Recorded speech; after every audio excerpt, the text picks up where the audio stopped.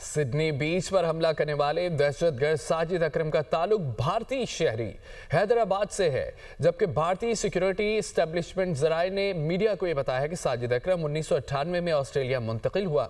नवीद अकरम पैदाइशी ऑस्ट्रेलवी है और जराये के हवाले से दावा है कि साजिद और नवीद अकरम अस्करी तरबियत लेने के लिए फिलिपाइन गए थे। जाए हादसा हमलावरों की कार से नाम निहाद दौलत इस्लामिया के 2 परचम भी मिले। रिपोर्ट देखिए। ऑस्ट्रेलिया के शहर सिडनी के बोंडाई साहिल पर यहूदियों की तकरीब पर दहशतगर्द हमले की तहकीकात में तेजी आ गई। मनीला में फिलिपाइनी हुकाम ने बरतानवी टीवी से गुफ्तगू में तस्दीक की कि साजिद अकरम ने हाल ही में भारतीय जबकि उसके बेटे ने ऑस्ट्रेलवी पासपोर्ट पर फिलिपाइन का सफर किया था। न्यू साउथ वेल्स के पुलिस कमिश्नर मैल लियोन ने भी दोनों के फिलिपाइन के सफर की तस्दीक की। जराये के मुताबिक दोनों हमलावर 1 नवंबर 2025 को फिलिपाइन पहुंचे और 28 नवंबर को मुल्क से रवाना हुए थे। ऑस्ट्रेलियाई मीडिया ने जराये के हवाले से दावा किया था कि साजिद और नवीद अकरम अस्करी तरबियत लेने के लिए फिलिपाइन गए थे। दोनों ने फिलिपाइन के जनूबी शहर डावाओ को अपनी हतमी मंजिल बनाया था। तेलंगाना पुलिस के मुताबिक 1998 में साजिद अकरम ने ऑस्ट्रेलिया मुंतकिली के बाद 6 मरतबा भारत के दौरे किए। ज्यादातर दौरे खानदानी नौइयत के थे और भारत छोड़ने से पहले साजिद अकरम के खिलाफ कोई मनफी या मुजरिमाना रिकॉर्ड मौजूद नहीं था। ऑस्ट्रेलियाई वज़ीर दाखिला